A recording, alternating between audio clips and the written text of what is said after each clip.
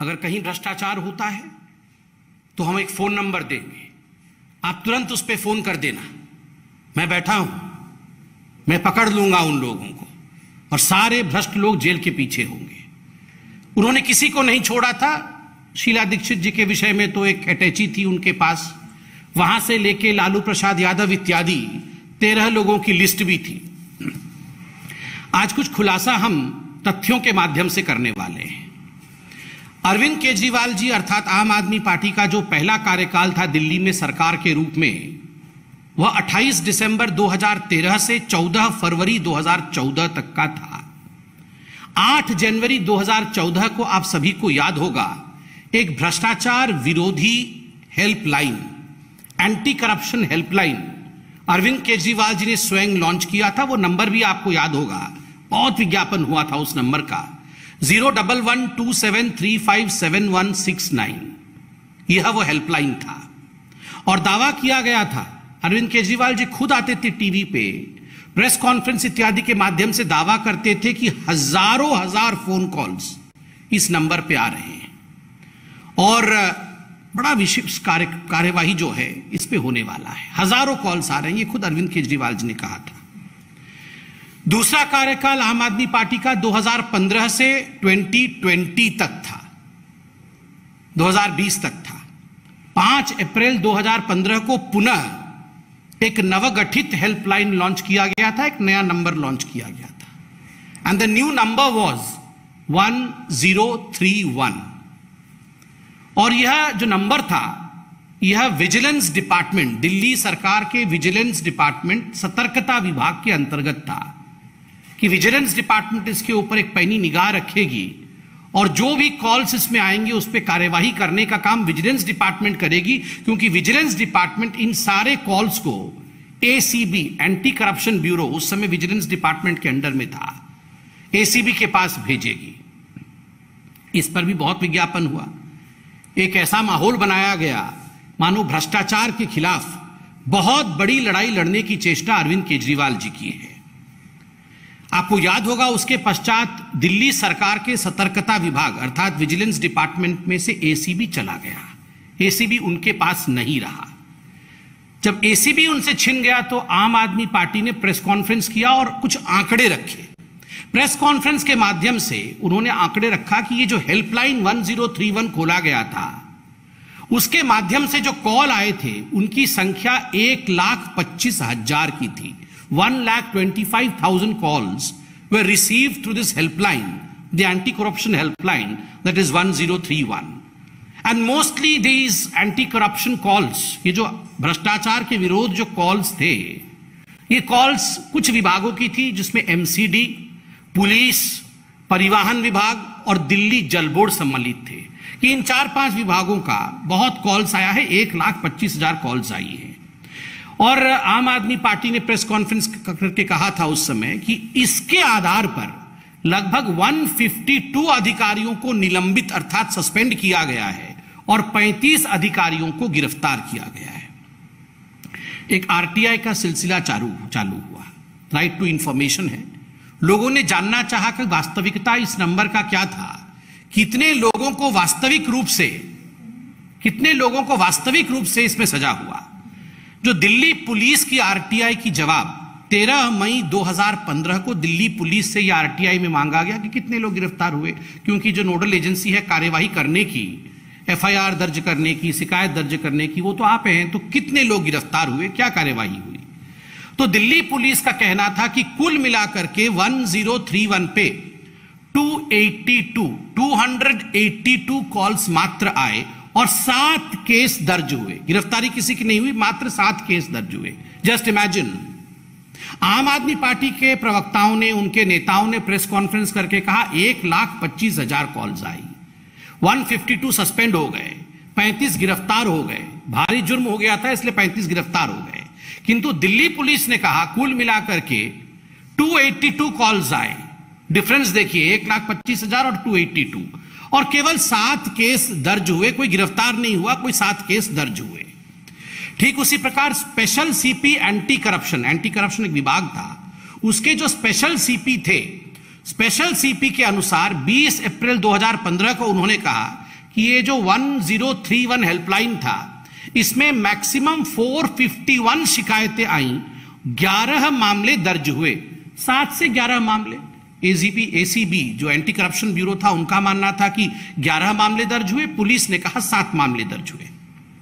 बाद में आपको पता है ये जो हेल्पलाइन था 1031, जिसके ऊपर इतना फैनफेयर हुआ था कि पता नहीं दिल्ली का चेहरा बदल जाएगा, करप्शन आम आदमी के जीवन से समाप्त हो जाएगा, ये बंद हो गया। ये कोविड हेल्पलाइन में परिवर्तित कर दिया गया और अभी भी ये बंद है। आज पंजाब के चीफ मिनिस्टर इसी प्रकार के एक हेल्पलाइन को लेकर वो कहीं ना कहीं पंजाब बदल जाएगा इस प्रकार की राजनीति भी कर रहे हैं। और आपको जान के आश्चर्य होगा कि उस समय के जो एसीबी अधिकारी थे, ये ऑन रिकॉर्ड है, ये पब्लिक में है, कि उस समय के जो एसीबी अधिकारी थे उन्होंने कहा कि ये जितने भी 1031 पे कॉल आए थे उनका कोई रिकॉर्ड नहीं है, no record keeping could be done. Why?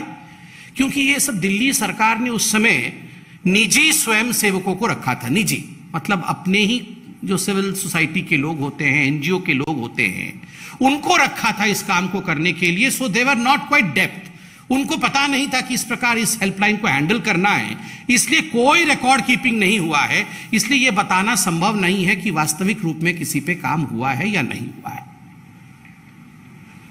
खोदा पहाड़ निकली चुहिया, एक मुहावरा है।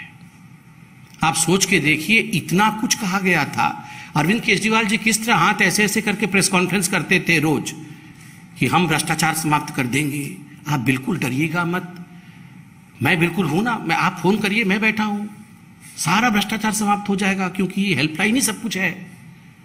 कुछ नहीं हुआ, किसी के खिलाफ केस नहीं हुआ है, कोई जेल नहीं गया है, इतने वर्ष बीत गए। ये जो इनकी रणनीति है, कुछ नहीं करना, केवल जिक्र करना और जिक्र का फिक्र करना, आज उसी विषय में यह प्रेस कॉन्फ्रेंस है। और बाकी बहुत सारे विषयों को लेकर अभी आदेश गुप्ता जी, हमारे दिल्ली प्रदेश अध्यक्ष, आपके सामने रूबरू होंगे। माननीय आदेश जी। धन्यवाद माननीय संबित पात्रा जी। अभी सभी पत्रकार मित्रों को मेरा नमस्कार। अभी बड़े विस्तार से दिल्ली में अरविंद केजरीवाल की भ्रष्टाचार विरोधी हेल्पलाइन के बारे में उनका पोल खोलने का काम संबित जी ने किया है। और दिल्ली के मामले के अंदर भी मैं कुछ बातें आपके सामने साझा करना चाहता हूं।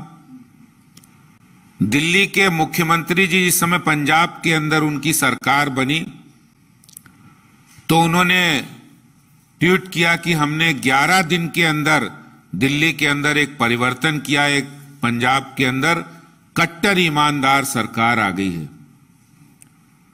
और ऐसी कट्टर ईमानदार सरकार को चलाने वाले जो कट्टर ईमानदार मुख्यमंत्री केजरीवाल हैं, उनके बड़े ही कट्टर दोस्त और मित्र और उनके सखा रहे ऐसे दिल्ली में उनके ही मंत्रिमंडल के मंत्री सत्येंद्र जैन जी की एक कारनामा सामने आया। और वो कारनामा उनकी लगभग 5 करोड़ की संपत्ति, जो कि फर्जी कंपनियों के नाम पर हवाला कारोबारियों से लेन देन करके उन्होंने जमीन खरीदी थी, उसको जब्त किया गया। और यह कार्रवाई बहुत नई नहीं है, पिछले 5-6 सालों से उन पर यह कार्रवाई चल रही, उस पर जांच चल रही। और उस जांच के दौरान यह पाया गया कि किस तरह से सरकार का जो वो उपयोग कहते हैं उसको दुरुपयोग कर रहे थे, अपने पद का दुरुपयोग कर रहे थे। किस तरह से दिल्ली के कट्टर ईमानदार मुख्यमंत्री के कट्टर दोस्त और चहेते सत्येंद्र जैन के हवाला कारोबारियों से जो लेन देन था उसमें 16.38 करोड़ रुपया हवाला कारोबारियों से लेन देन किया।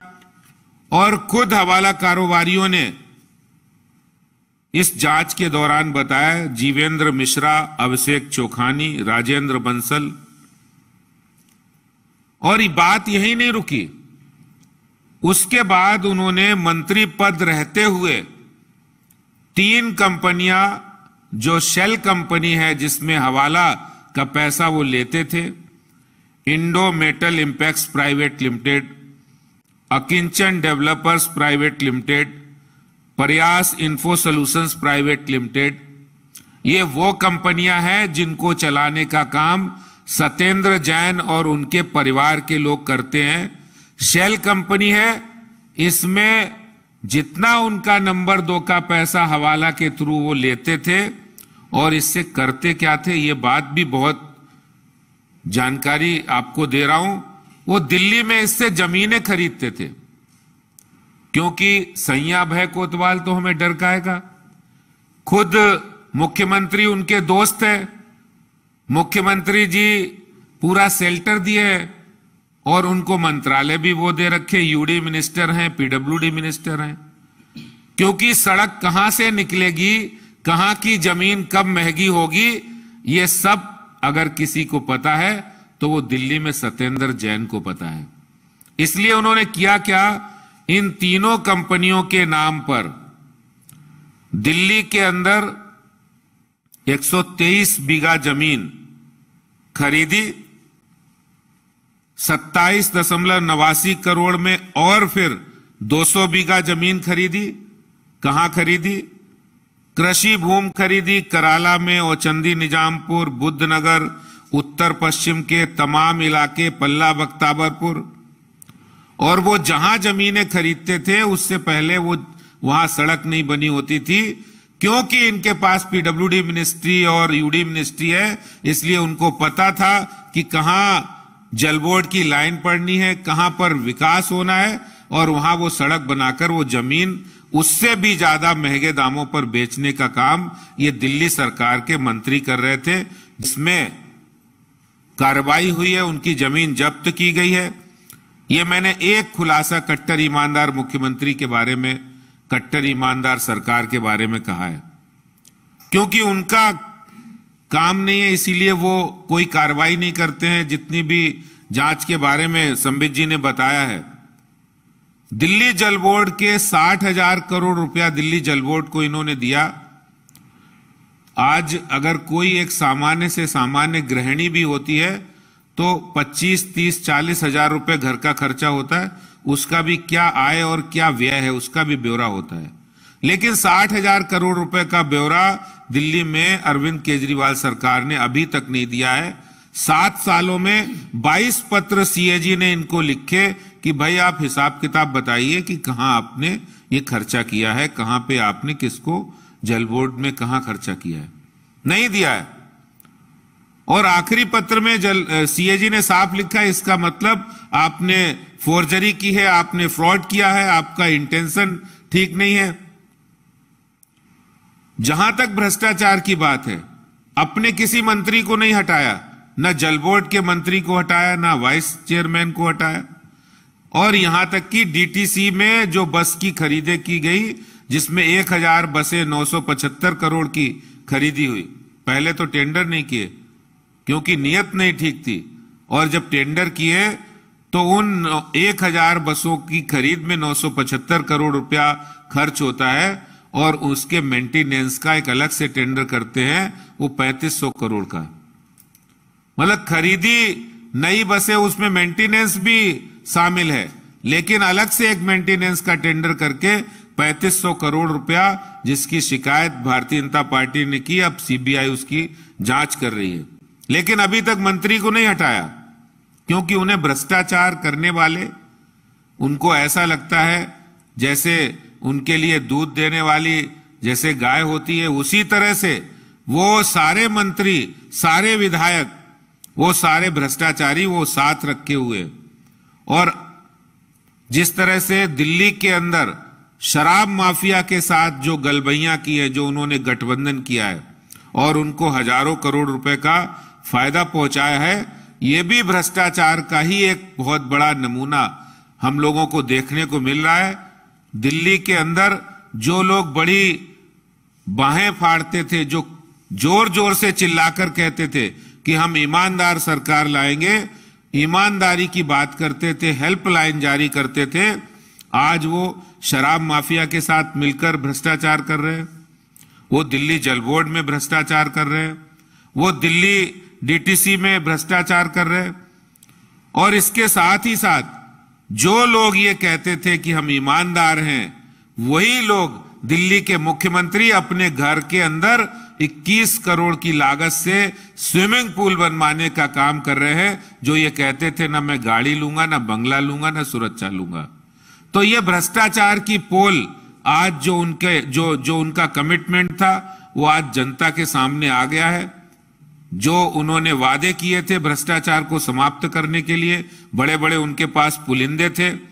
जिस टैंकर माफिया को वो समाप्त करने के लिए शीला जी के राज में कहते थे इस टैंकर माफिया को समाप्त कर देंगे, वही टैंकर माफियाओं से आज इनके विधायक मंथली ले रहे हैं और इस जुर्म में इनके एक विधायक जेल भी जा चुके हैं।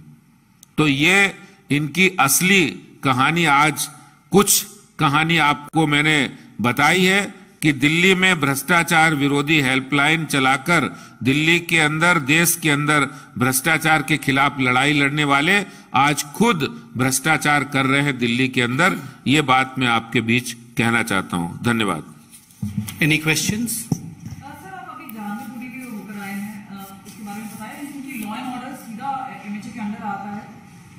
क्या दायित्व बनता है, आपको लगता है कि कोई लैक्सिटी थी दिल्ली पुलिस में, जिस तरह से हम देख रहे हैं करौली में और बाकी जगह वायलेंस हुआ, तो उससे तैयारी कर लेनी चाहिए थी?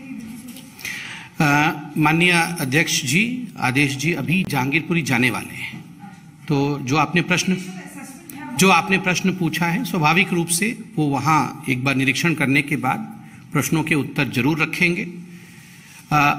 जहां तक जहांगीरपुरी का विषय है, अभी इन्वेस्टिगेशंस चल रहे हैं। मुझे लगता है हम सबको इन्वेस्टिगेशंस के नतीजों का इंतजार करना चाहिए, मगर साथ में ये भी हम कहना चाहेंगे कि कल जिस प्रकार सोनिया गांधी जी ने एक चिट्ठी लिखा था कई और विपक्ष के नेताओं के साथ मिलकर, जिसमें फारूक अब्दुल्ला भी थे, जिसमें कुछ लेफ्ट के नेता भी थे, यह चिंता का विषय है।